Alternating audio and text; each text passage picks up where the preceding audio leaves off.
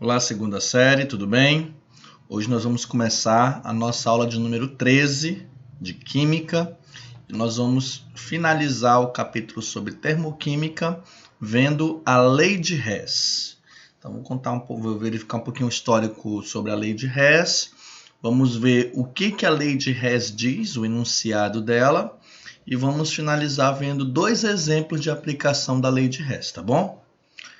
Então vamos começar primeiro com o químico e médico suíço chamado Germain Henri Hess. Então ele trabalhou testando em experimentos a possibilidade de realizar um processo variando as etapas intermediárias. Como assim? Ele variava como que aquele reagente ele chegava a determinado produto passando por vários outros processos, ou seja, vários caminhos diferentes. Então, reagentes e produtos eram os mesmos, porém o caminho para chegar a esses produtos variavam. E ele percebeu que o total de energia térmica envolvida em todos os processos, por mais que o caminho fosse diferente, no final, sempre a energia térmica total era um valor um igual ao outro, quando tínhamos os mesmos reagentes e mesmos produtos, tá, gente? Então, Hess ele é considerado por muitos historiadores um dos responsáveis pelos avanços até hoje da termoquímica. E em 1840, Hess apresentou a lei que ficou conhecida como Lei de Hess. Então, o que a Lei de Hess diz? Diz o seguinte: a quantidade de calor associada a um dado processo depende somente dos estados inicial e final, e não dos estados intermediários. Então, uma adaptação, trazendo para o nosso ensino atual, relacionado à entalpia, nós podemos adaptar da seguinte forma essa lei. A variação de entalpia associada a um dado processo depende somente da entalpia dos estados inicial e final, e não dos estados intermediários. Então, com isso, nós podemos somar algumas equações químicas e equações termoquímicas, né, sabendo os valores de ΔH, e obtermos novas reações. Tá bom? Na resolução de problemas, de acordo com a lei de Hess, deve-se procurar obter como soma a equação cujo ΔH se quer determinar. Deve-se começar a escrever as equações termoquímicas com base nos dados e duas informações importantes. Se para chegar a essa soma for necessário inverter alguma equação, o valor correspondente de ΔH também terá o sinal invertido.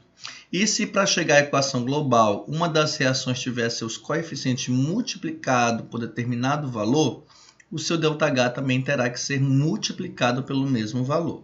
Então, vou aplicar alguns exemplos, dois exemplos aqui, vocês vão entender isso daqui melhor, tá bom? Essas alternativas aqui da lei de Hess. Então, vamos começar com essa equação aqui. Ó. Analise a equação termoquímica de formação do CO gasoso. Então, nós temos aqui o carbono grafite mais meio O2 gasoso, formando CO gasoso, e o ΔH a gente não sabe, ok? ΔH desconhecido. Mas nós sabemos que temos essas duas equações aqui, o carbono grafite mais O2 formando CO2, o ΔH é menos 394 kJ por mol, e a segunda é CO gasoso mais meio O2 formando CO2. E o ΔH é menos 283 kJ por mol. O que nós podemos fazer aqui? Nós podemos utilizar essas duas aqui que estão em bolinha laranja, essas duas, para encontrarmos essa que está aqui em cima. Tá? Por exemplo, eu tenho carbono grafite aqui no reagente, aqui eu também tenho carbono grafite. Então, posso aproveitar essa primeira reação. Eu tenho CO gasoso aqui nos produtos, eu tenho CO gasoso aqui, só que está nos reagentes. Então, o que eu preciso fazer para esse que está no reagente e para o produto? Nós vamos inverter a segunda equação. Como assim? Deixa eu pegar aqui o ponteiro. Ó, esse primeiro aqui, ó, que eu estou deixando de amarelo, é o reagente. Nós vamos passar esse valor para depois da seta, e esse CO2 que está em branco, nós vamos passar para antes da seta, tá? Beleza? Gente, está faltando aqui que dizer que é gasoso, certo? Acabei de ver aqui, é CO2 gasoso. Anotem aí quem for copiar no caderno, o exemplo, tá? É CO2 gasoso, igual aqui, ó, entre parênteses Gzinho. Vamos lá, de novo. Então, esse que está em amarelo vai passar como produto e esse que está em branco, CO2 gasoso, vai ficar como reagente. Aí eu pergunto, gente, se eu pego uma equação química e inverto, o ΔH vai ser o mesmo? Depende de como se diz o mesmo, tá? Vai ser o mesmo número, só que em vez de liberar energia, porque aqui é negativo, né? Vai absorver. Ou seja, do jeito que está escrito aqui certinho, está liberando 283 kJ por mol, correto? Beleza. Quando eu inverter, não vai mais liberar, vai absorver. Então, vai absorver 283 kJ por mol. O valor vai ser o mesmo, só vai mudar, vamos dizer assim, a ação da energia. Em vez de ser liberada, ela vai ser absorvida, tá bom? Então, é isso que eu vou fazer na segunda linha, tá? Tudo de uma vez. Eu vou inverter a equação. Então, o que é reagente vai virar produto e produto vai virar reagente. E o ΔH eu vou mudar só o sinal. Olha lá. Pá. Pronto. Agora nós temos aqui, ó, CO2. Tá faltando G, né? Já falei. Gasoso. Vai formar o que era reagente aqui antes. E o nosso ΔH, olha aqui, ó, mudou para sinal de mais. Beleza? Agora, o que nós vamos fazer? Se vocês verificarem, nós podemos somar essas equações. E vamos obter o que está mesmo escrito aqui em cima. Nós vamos obter tudo isso daqui e vai aparecer o ΔH. Como que eu faço a soma das reações, professor? Presta atenção. Primeiro, nós vamos pegar tudo que é reagente. Então, tudo que está antes da seta. Então, vai ser carbono grafite mais O2... Aí tem a seta, né? Mas passa para a próxima, CO2 gasoso.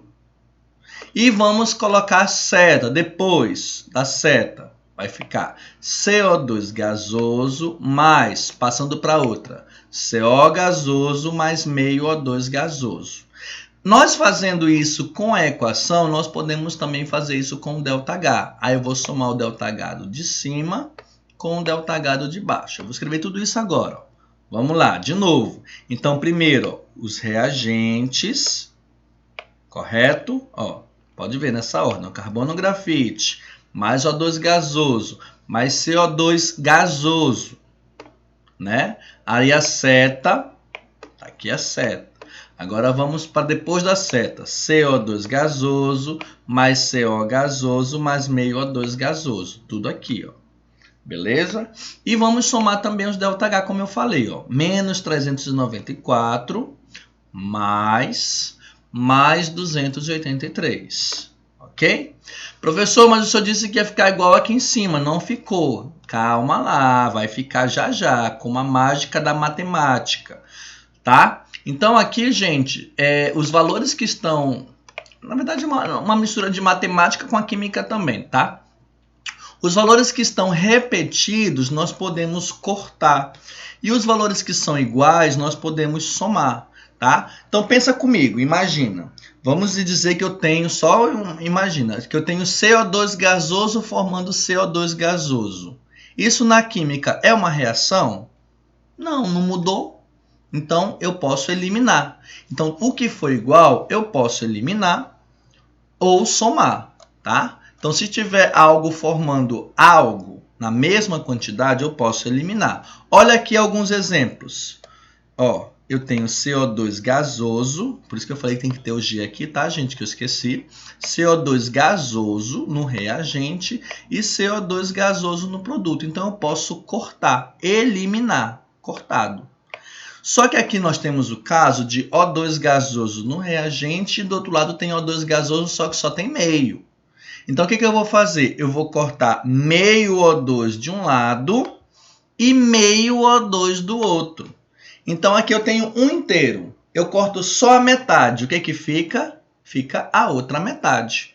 Então, eu vou escrever agora o que sobrou. Sobrou apenas carbono grafite, mais tinha um, cortou meio. Meio O2, não vai sobrar mais reagente e vai formar CO gasoso, que é exatamente o daqui de cima. Pode conferir antes de eu apertar o botãozinho. Vai formar exatamente o que está aqui em cima. Olha lá. 1, 2, 3 e... Ah, outra coisa, antes de eu apertar. Somando isso daqui, nós vamos obter um número também, né? Já que eu coloquei na calculadora direta e vai aparecer o resultado. Olha lá, pá! Então, se vocês verificarem, aqui ficou exatamente aqui em cima. E nós obtemos um ΔH, que foi menos 111 kJ por mol. Então, gente, a lei de Hess, ela vai ajudar a gente principalmente a saber o valor de algum balanço químico, balanço termoquímico, né? Como assim um balanço, professor? Se vai absorver energia, se vai liberar energia e qual o valor dessa energia através de cálculos termoquímicos. Ou seja, nós podemos somar reações que sabemos o ΔH para obter uma que nós não sabemos o valor do ΔH. Ok? Professor, é complicado. Exatamente. A lei de Hess, gente, não vou mentir para vocês não, é uma das partes mais complicadas da química. E sabe o que é o pior? É o que sempre cai no Enem, tá? Então, gente, é impossível ter um Enem que não caia pelo menos uma questão de lei que envolva a lei de Hess. Então, se você quer acertar ao menos uma questão de química, pode focar na lei de Hess, que essa se você entender a lei de Hess, você vai acertar no Enem. Você não vai só chutar, tá bom? Lei de Hess sempre cai. Beleza? Vamos ver um outro exemplo, que fica até, quem sabe, fica mais fácil de vocês entenderem. Olha lá. Dê o valor de ΔH da reação abaixo. Então, nós temos a seguinte reação. Enxofre sólido. Essa é enxofre, professor? É enxofre. Tá? 3,5O2 gasoso formando SO3 gasoso. Qual o ΔH? Não sei. Eu não sei o ΔH desse, mas eu sei desses outros dois aqui. Ó. O primeiro e o segundo, beleza? Então, o que nós precisamos ver, gente? Que eu preciso do enxofre sólido aqui no reagente.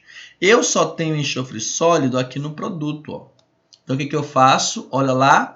Ao inverter a primeira equação, obteremos enxofre sólido nos reagentes. Então, eu vou inverter este daqui, que está no produto, vai para o reagente, e o reagente vai para o produto. O que eu faço com ΔH? O número vai ser o mesmo, só vai mudar o sinal. Tá? Positivo vai ficar, olha lá, negativo. Inverti, os produtos vieram aqui para os reagentes, o meu reagente virou produto e inverti o ΔH. Ok, gente? Agora, se nós somarmos, olha lá, soma-se as duas equações. Se nós somarmos, nós vamos obter daqui de cima, mas não de cara, né? Porque primeiro depois vamos ter que cancelar algumas ordens. Então, vamos colocar primeiro os reagentes. S sólido mais O2 gasoso. Não tem mais reagente aqui. Da próxima, mais SO2 gasoso mais meio O2 gasoso. Professor, não estou entendendo. Gente, primeiro nós somamos o que está antes da seta. Depois coloca-se a seta e vamos escrever o que está depois da seta. SO2 gasoso, SO3 gasoso. E também tem que somar os dois ΔH. Então, vou somar o de cima com o de baixo. Olha como vai ficar. Então, aqui, ó, primeiro todos os reagentes. Aí escreve a seta, depois todos os dois, no caso só dois, né, produtos. E também somar os ΔH, ok? Agora vamos ver o que dá de cancelar. Olha lá, ó, SO2 gasoso de um lado, SO2 gasoso do outro. São iguais? São. Cancela, tá? E aqui nós temos outros iguais, ó. O2 mais meio O2. Então, quanto que dá 1 mais meio? Vai dar 3,5, correto? Né? 1 mais meio, 3 dividido por 2.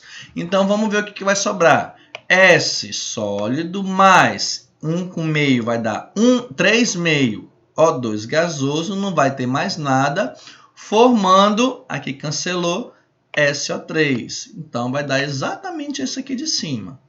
E o ΔH, quando somar, eu coloquei na calculadora, vamos ver o que deu. Olha lá.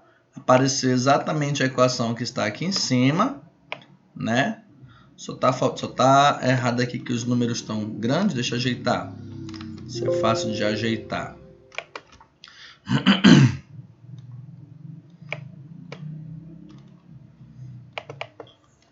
É assim, né? Subscrito. Vamos lá, voltar. Pronto. Olha lá, formou exatamente como aqui de cima. E o ΔH somando os dois deu esse valor. Então, quer dizer que essa soma desses dois, né, que dá isto, o ΔH é exatamente isso. Menos 394,6 kJ por mol. Ok, gente? Então, faça o exercício que tem aí na lista de exercícios sobre a lei de Hess e bom estudo. Gente, isso se vocês não conseguirem entender, dê uma revisada de novo nessa aula, tá? Porque, como eu disse logo no início, é um conteúdo bastante difícil mesmo de aprender, só lendo, então só assistindo uma vez.